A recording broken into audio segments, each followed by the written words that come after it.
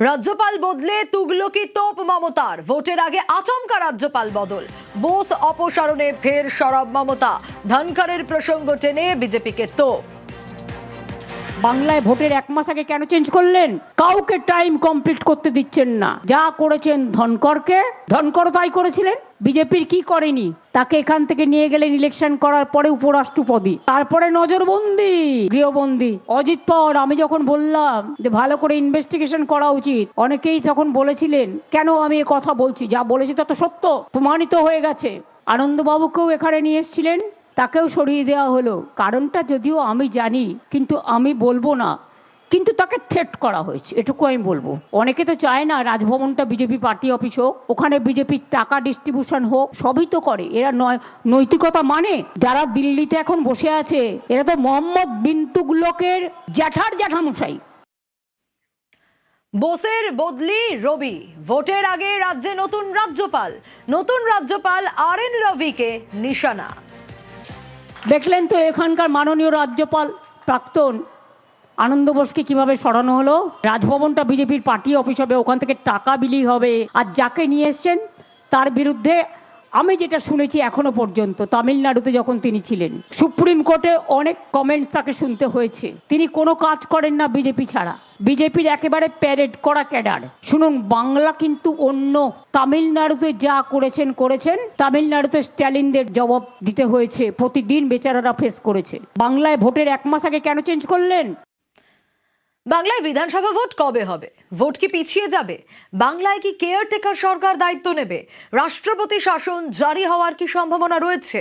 ভোটের মুখে রাজ্যপাল বদলের পরে নানা জল্পনা।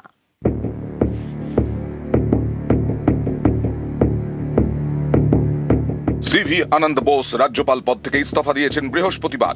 বাংলার নতুন রাজ্যপাল রবীন্দ্র নারায়ণ রবি। ভোটের মুখে রাজ্যপাল বদল নিয়ে নানা গুঞ্জন, একাধিক প্রশ্ন উঠতে শুরু করেছে।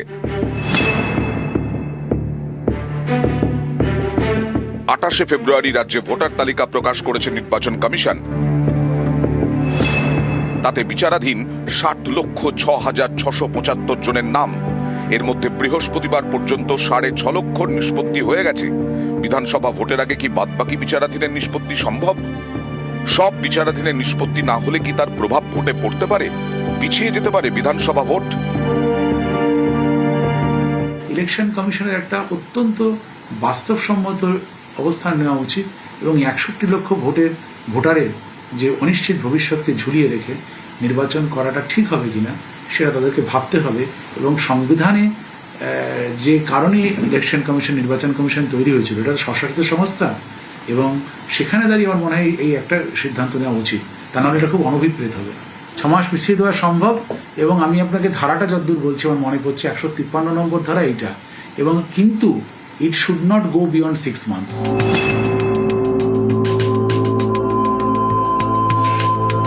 ভারতে টেন্ডার ভোটের ব্যবস্থা রয়েছে। বিচারাধীনের তালিকায় থাকা সব নামের নিষ্পত্তি না হলে কি হবে? বিচারাধীন ভোটাররা কি সেক্ষেত্রে টেন্ডার ভোট দিতে পারবেন?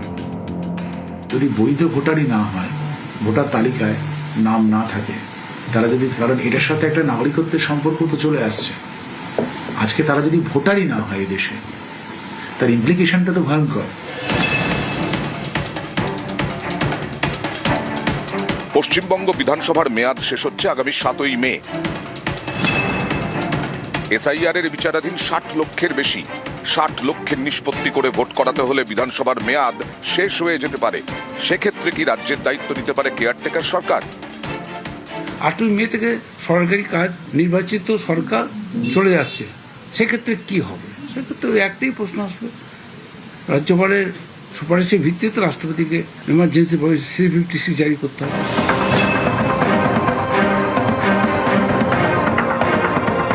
অনেকেরই প্রশ্ন, ভোটের মুখে রাজ্যপাল বদলের পেছনে কি রাজনৈতিক অভিসন্ধি রয়েছে? রাষ্ট্রপতি শাসন জারি করে কি পশ্চিমবঙ্গে বিধানসভা ভোট করানোর চেষ্টা? তাই কি অবসরপ্রাপ্ত IPS অফিসারকে বসানো হলো রাজ্যপালের চেয়ারে?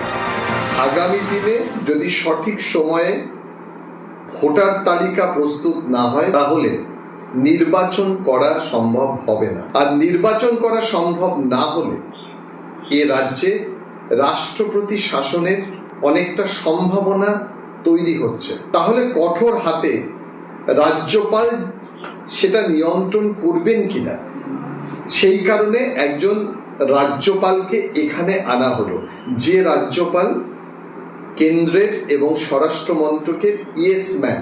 এই বার্তাটা রাজনৈতিকভাবে কতটা তাৎপর্যপূর্ণ সেটা আমরা বুঝতে পারবো আগামী দিনে।